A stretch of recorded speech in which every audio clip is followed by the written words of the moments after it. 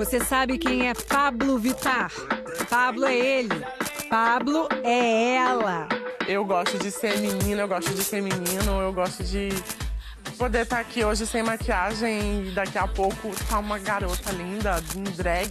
Eu me sinto como se fosse um escudo, onde ninguém pode me atingir quando eu tô em Pabllo Vittar.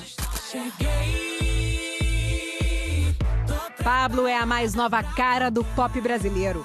E o clipe que fez em parceria com a cantora Anitta e o grupo de música eletrônica Major Lazer é um dos maiores sucessos que a internet já viu. Uma revolução em todos os sentidos, visual e estética e musical e sonora. Eu juntei tudo, samba, rocha, tecnobrega. Eu quis trazer todas as minhas influências desde pequeno. Não queria ser igual a ninguém, sabe? Olha que chato todo mundo sendo igual. O legal é a diversidade, as cores, são os trejeitos, os sotaques. E eu carrego isso muito comigo. As minhas diferenças são minhas. E as pessoas têm que respeitar elas, queira ou não. Eu represento as crianças como um dia eu fui, que sofriam por falar fino, que sofriam por ter um jeito afeminado. Montada e desmontada, o Pabllo nunca vai ser preconceituosa, nunca vai julgar as pessoas por conta de cor, etnia, raça, sexualidade. Cria um novo rosto, cria um novo eu, esqueço os problemas do Pabllo e sou a Pabllo Vittar, a linda, glamourosa. As pessoas querem me rotular como uma só, sabe? Eu só tenho uma vida, então eu quero ser tudo que eu puder ser. Pabllo Vittar, ela é A, ela é O, ela é E, ela é I, ela é o alfabeto inteiro, meu amor. Não tô nem aí para o que você diz. Ele está acostumado com grandes plateias, tem uma legião de fãs. Mas, de repente... Eu tinha uma sensação de morte, eu tinha a sensação de que alguma coisa estava de muito ruim acontecendo comigo. Eu tinha medo de tudo, tinha medo das pessoas. Esse medo tem nome, Síndrome do Pânico. A primeira crise foi há 2 anos, a última há menos de um mês. Aos seguidores nas redes sociais, ele agradeceu o carinho e prometeu falar. O senhor falou que só ia falar sobre esse assunto quando estivesse se sentindo inteiro, confiante. Então eu quero perguntar primeiro como é que o senhor está. Estou bem melhor, graças a Deus, medicado, vivendo um processo de recuperação diária, de superação diária. O que aconteceu?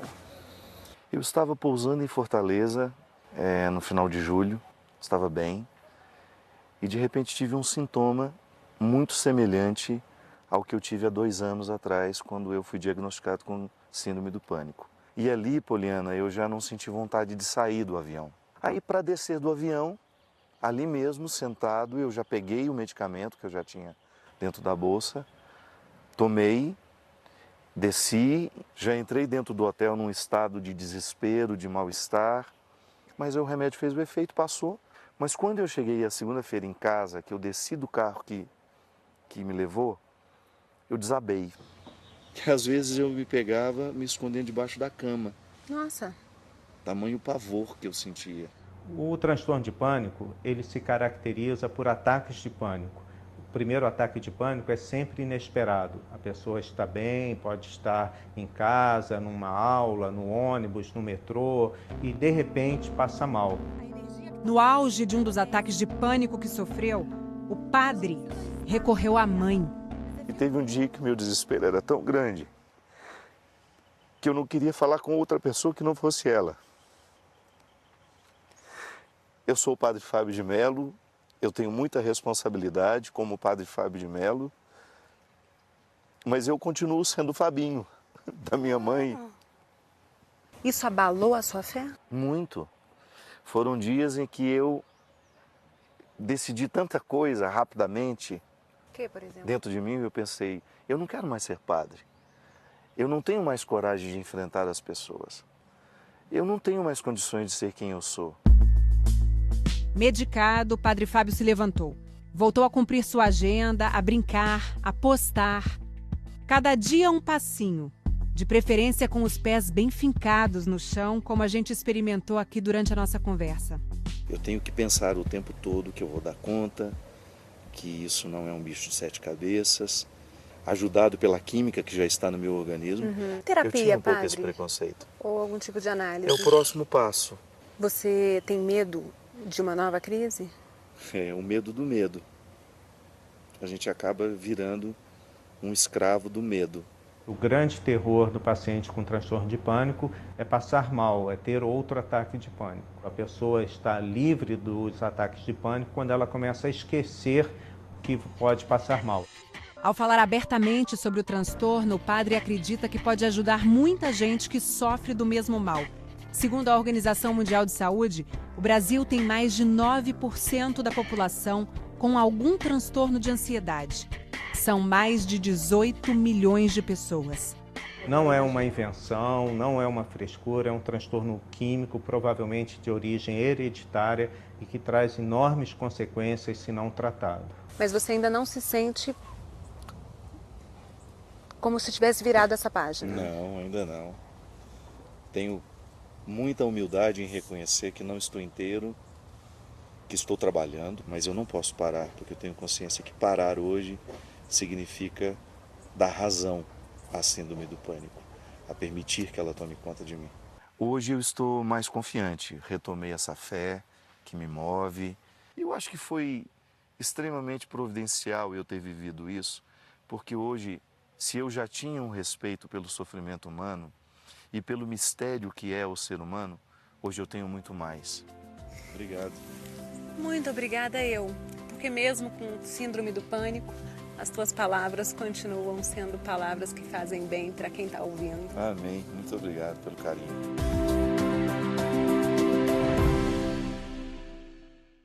De ver mãe gritando, filho, mãe com 2, 3 filhos no colo. O desespero foi muito grande. Um dia depois foi aniversário da mãe de Luiz, 77 anos. O Fantástico a encontrou na cidade de São Pedro, interior de São Paulo. Eu até falei para ele, você me deu um presente, filha. Que presente, nasci de novo. Porque eu podia estar ali, podia ser eu, estava a 30 metros. A Mariana estava bem mais perto, 8 passos. A brasileira está morando em Barcelona e na quinta-feira veio de ônibus para as Ramblas encontrar o primo. Eu desci aqui e aí eu esperei o ônibus passar. Nossa, dá até um arrepio lembrar de tudo. E foi quando eu atravessei e eu estava exatamente nessa posição quando a van passou. Exatamente aqui, na metade da rua. Eu me lembro direitinho da primeira pessoa sendo pega e caindo no chão. Mariana correu para essa loja. A pedido da polícia, a gente não pode sair daqui durante 3, 4 horas. Em desespero, ainda sem entender direito o que estava acontecendo, ela mandou esse áudio no grupo da família. Gente, vocês não sabem o que acabou de acontecer aqui em Barcelona. Eu tava saindo aqui nas Ramblas. De repente passou um carro desgovernado, matou um monte de gente, eu quase fui pega, eu saí correndo, eu corri tanto, eu tô aqui sozinha dentro de uma loja, tá tudo fechado, tem um monte de gente morta na rua, gente, tem um monte de gente morta. Eu tava no meio de tudo, pensar que eu tava a 8 passos de tudo isso acontecer, é muito chocante, assim, passar muita coisa na cabeça. Eu só me sinto muito abençoada e muito afortunada de nada ter acontecido comigo, sabe? A sequência de ataques com veículos em território europeu chama atenção. O primeiro foi em Nice, no sul da França, em julho do ano passado. No feriado mais importante do país, a queda da Bastilha, um tunisiano usou um caminhão para matar 86 pessoas. Em dezembro, outro tunisiano acelerou um caminhão numa feira de Natal, em Berlim, 12 mortos. Em março desse ano, Londres foi o alvo e o Big Ben o cenário. Um britânico usou um carro para matar 4 pessoas. Em abril foi a vez de Estocolmo, na Suécia, também com caminhão, 15 feridos. Em junho, de novo Londres, 3 homens numa van avançaram contra pedestres na London Bridge, a ponte que é um símbolo da cidade. A capital britânica sofreu um outro ataque no mesmo mês. Um homem do país de Gales atropelou 11 muçulmanos perto de uma mesquita. Em Barcelona, a mesma estratégia. Esse venezuelano viu o ataque da varanda de casa. Havia muita gente gritando, já a gente não sabia hacia onde correr. Ele está me contando que estava dentro de casa, na sala, ouviu um barulho, veio para cá, para a sacada, viu que a van já avançava na calçada, atropelava um monte de gente e que quando o carro passou aqui em frente, ele começou a ouvir umas explosões. Era a van batendo nos quiosques e das pessoas também sendo arremessadas contra o quiosque. Já de madrugada, 8 horas depois do ataque com a van, um outro atentado aqui na cidadezinha de Cambril, a 120 quilômetros de Barcelona, matou uma mulher e deixou outras 6 pessoas feridas.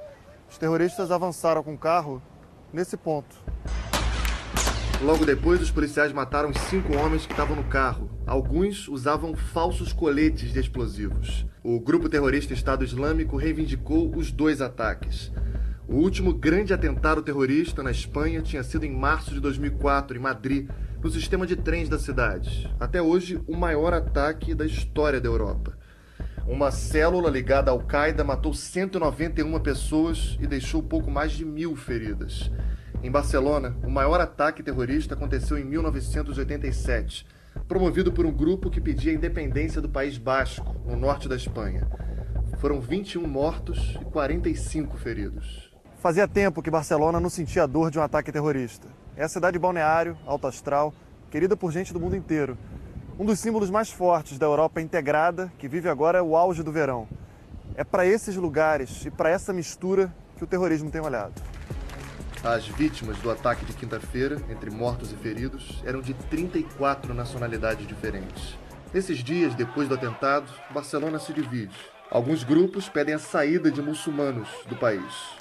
Do outro lado, a comunidade islâmica, junto com muitos moradores da cidade, vai às ruas. As sirenes ainda dão frio na barriga, deixam todo mundo desconfiado, mas Barcelona tenta olhar para frente. É uma cidade maravilhosa, que pode vir, porque o mal não vai nunca imperar. É o bem. Quem que poderia imaginar que isso acontecesse um dia? Eu vi e não estou acreditando até agora. Que Las Ramblas voltem a ser a rua descrita pelo poeta Federico García Lorca há mais de 80 anos, em 1935. A rua mais alegre do mundo. A rua onde moram juntas e ao mesmo tempo as 4 estações do ano. A única rua na Terra que eu desejaria que não acabasse nunca. Rica em sons, abundante em brisas, de belos encontros.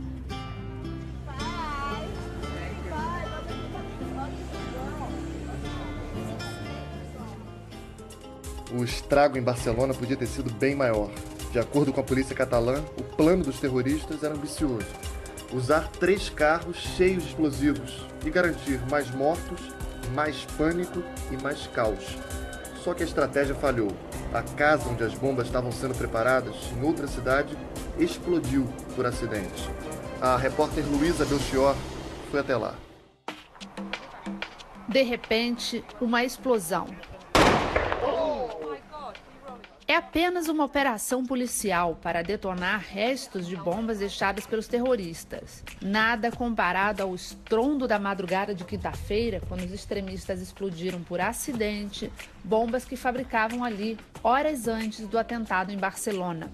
Ao menos 2 pessoas morreram e ainda não há mais detalhes sobre quem são elas. Segundo a perícia, dentro da casa, cerca de 10 homens manipulavam ácidos para criar um explosivo perigoso. Um verdadeiro laboratório de guerra montado em uma casa abandonada no meio de um paraíso perdido na beira do Mediterrâneo. A 170 quilômetros de Barcelona, a pequena cidade de Alcanar tem 9.000 habitantes. Foi de uma casa no fim desta rua, em um povoado muito tranquilo entre a Catalunha e Valência, que o grupo fabricava explosivos com capacidade de encher 3 carros-bomba. Esses carros, segundo as investigações da polícia, seriam detonados em ruas do centro de Barcelona. Só que o material foi detonado antes da hora, provocando uma explosão que ainda ressoa no ouvido e no coração de quem estava lá. Esta família de alemães passava férias em uma casa exatamente atrás de onde estavam os terroristas.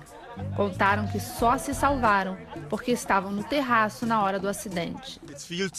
As janelas voaram eu sentia janelas passando atrás de mim. A gente sempre se sentiu seguro aqui e sempre achou que estávamos longe dessa coisa de terrorismo. É muito assustador. Apesar do susto, do medo e dos ouvidos doloridos, as férias vão continuar. Vamos ficar mais 2 semanas. Na casa da frente, o trabalho da polícia continua.